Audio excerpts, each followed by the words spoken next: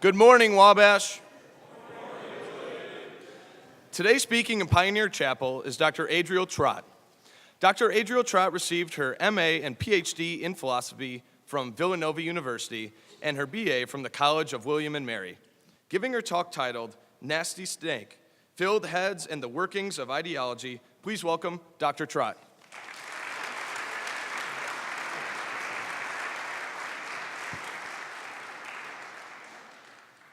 Good morning, Wabash.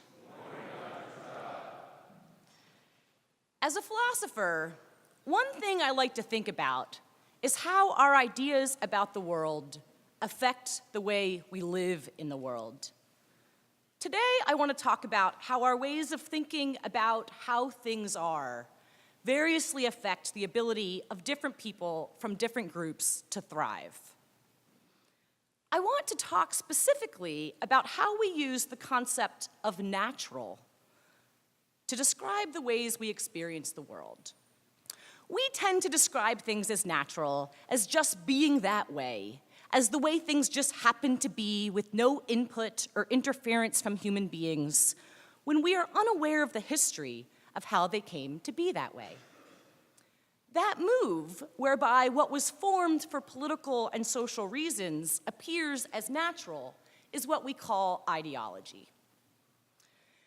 As a philosopher, I want to own some responsibility for this, since, as Nietzsche says, lack of a historical sense is the original error of all philosophers. To correct this error, I want to first back up a little bit and think historically about how the turn to nature has been used as a justification for ways of organizing the world.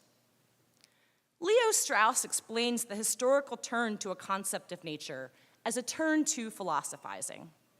As he puts it, as long as everyone seems to do what you do not prompt the question, is that right? It's right because it seems like the only way.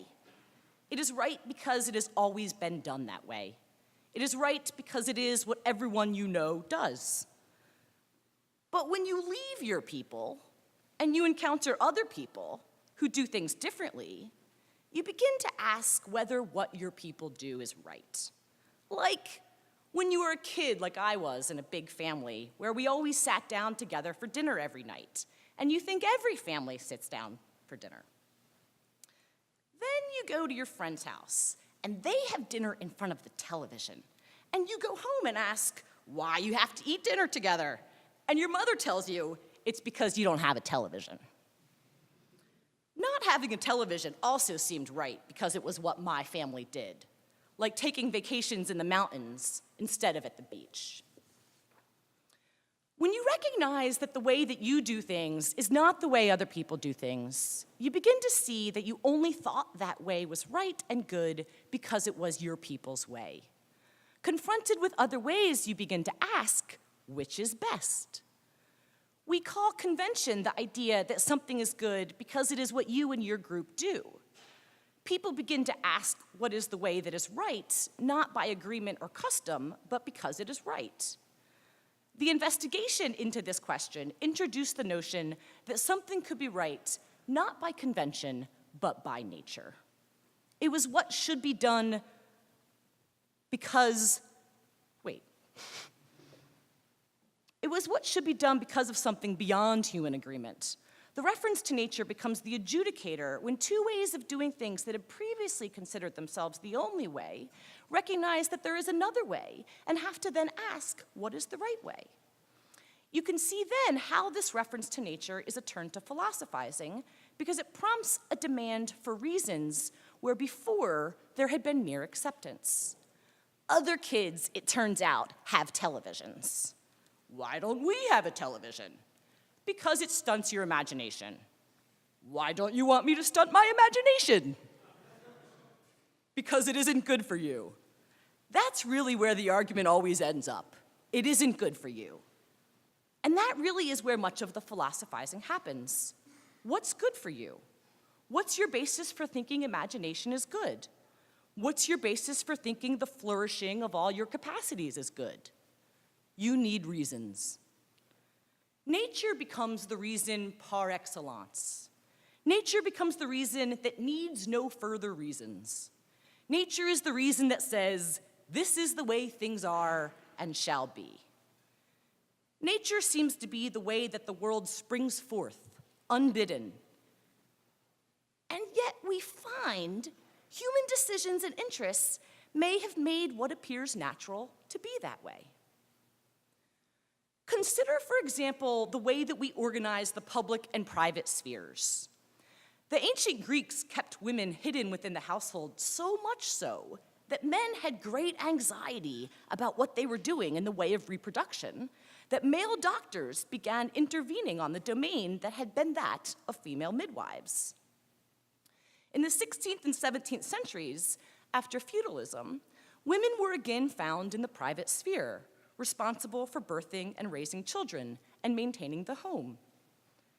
It is easy then to look at the gender distribution of men at work and women in the home as a natural one, and to suppose that women leaving the home and working outside of it is unnatural, or at least unnecessary, in the way that men working outside of the home seems necessary.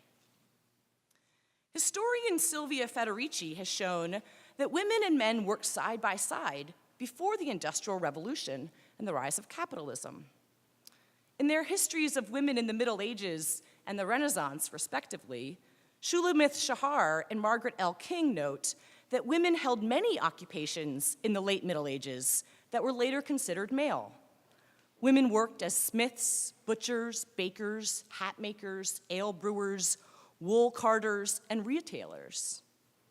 In Marty Williams and Ann Eckel's book on women in the Middle Ages, they find that in Frankfurt, Germany, 200 occupations were counted as held by women between 1300 and 1500. The demand for factory workers with the rise of capitalism, coupled with the falling population after the Black Plague, motivated communities to enforce reproductive roles on women where they had not been enforced before. Birth control that had been available to women during the Middle Ages was banned. New laws placed a premium on marriage and penalized celibacy. Unwed mothers were deprived of support. Hosting unmarried pregnant women was made illegal. Once again, male doctors replaced midwives. As historian Jelinka Rublak has found, in Germany in the late 16th and 17th centuries, women could be and were reported to authorities by their husbands and sometimes imprisoned as a result if they were found not to make enough of an effort during childbirth. Part of this enforcement was forcing women out of the shared public space where men and women worked together on common lands into separate private spheres.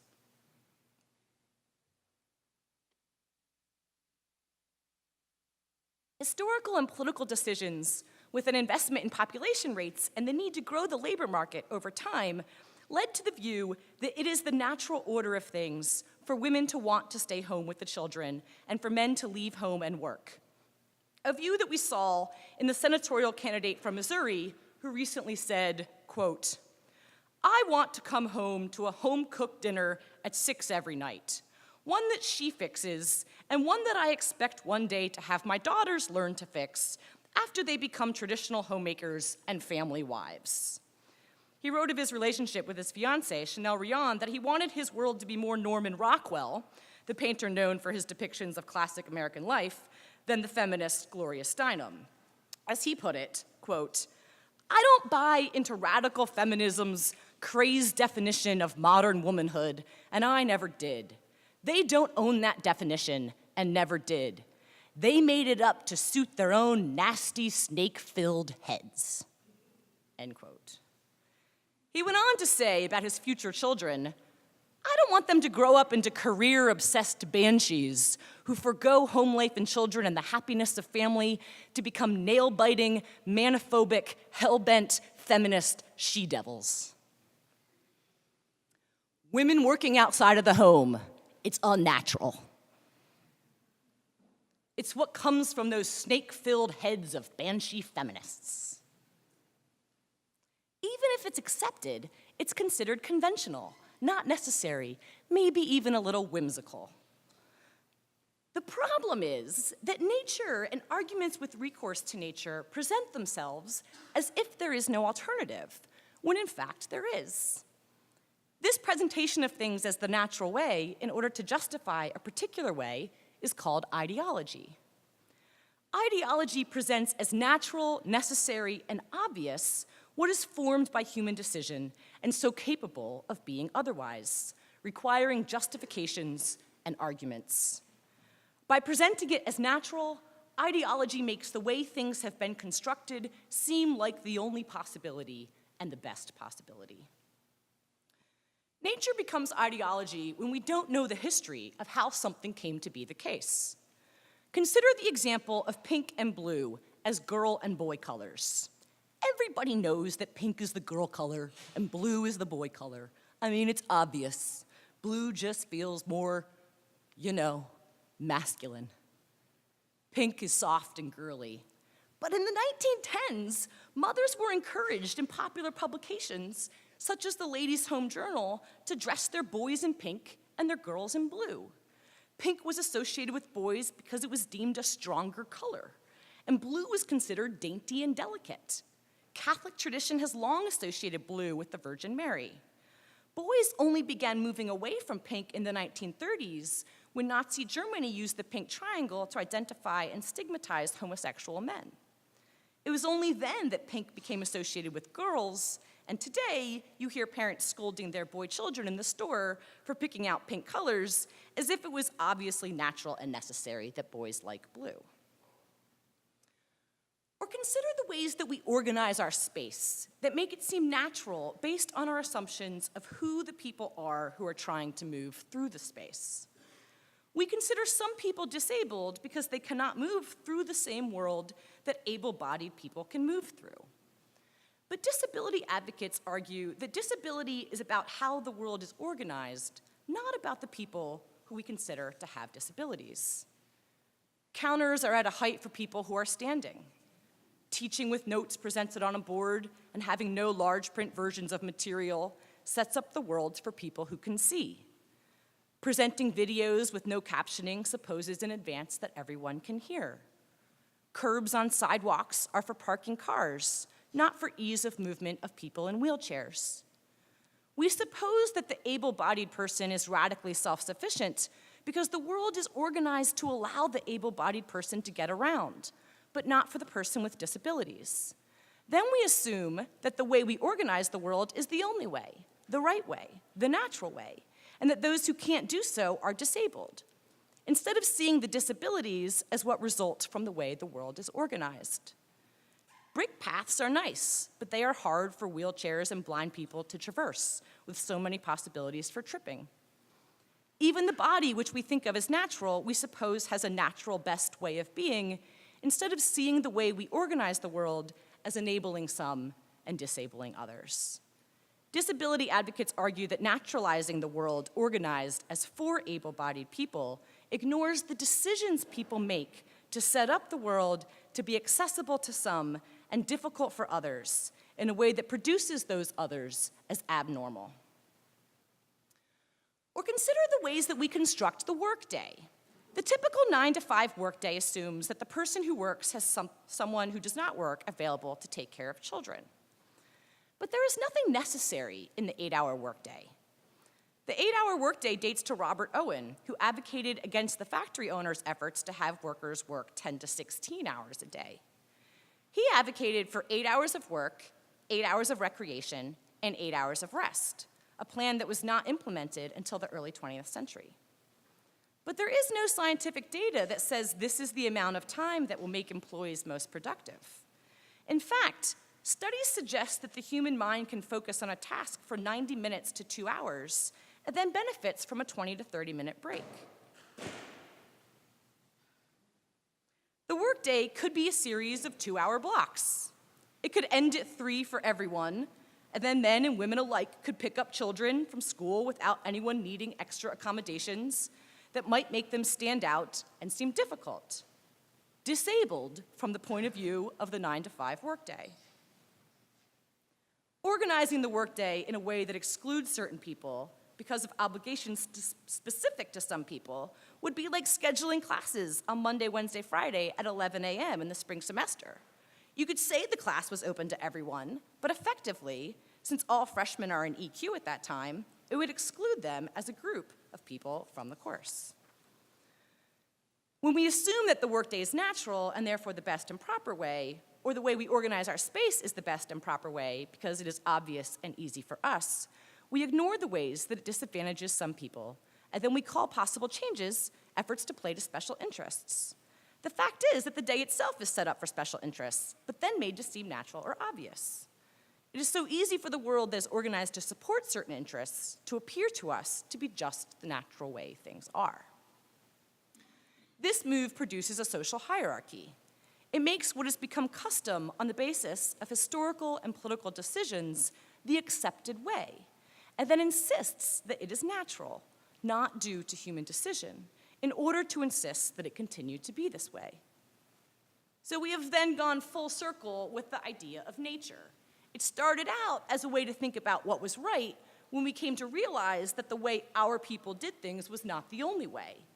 But now nature as a concept works to cover over that which we think is right only because it is all we have ever known. Or finally, think about the notion that came up in our discussions of the #MeToo movement earlier this month, that it is natural for men to be chivalrous. I know, stay with me. Without understanding the history of chivalry, it seems fair enough. But once we see how chivalry goes back to the days of the knights, who set out to rescue the damsel in distress, and how modern notions of chivalry treat women as damsels in distress, and that treating women as damsels in distress produces them as needy beings who need the protection of men and who are there for men to prove their manliness, we can start to see this naturalness covers over an ideology that keeps women in subordinate and passive roles. In that Me Too panel, that conversation came around to holding doors open. But let me tell you how I think this turning women into needy beings works in the holding doors situation. I've walked up to doors with empty hands at various times when students who have their hands full try to open the door for me. I try to insist on holding the door for them because it seems obvious that the person with empty hands should open the door, right? Now, I know there is no ill will here. I know that students are trying to do what they think is expected. But you see, that's how ideology works, by hiding itself in goodwill and covering over the ways it works to maintain a social order where women are considered those who need help and men are those who give help. Women are the objects to be taken care of, and men are the subjects who do the caring. The problem isn't each individual student who holds a door open. It's the ways that society encourages you to accept certain modes of living in the world without having to consider how they work and what they do. That's how ideology appears natural, just the way things are. And that's what I want to encourage you to think about.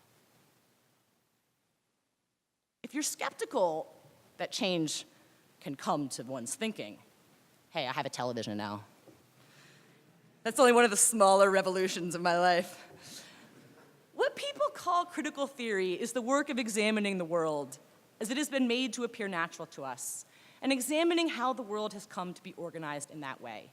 What motivations and investments in power led people to organize it as they do, and who benefits and how from those accounts. So I invite you to reflect on those things that seem normal and natural. Let's make what seems obvious a question to ourselves, as I often like to invite students to do in class.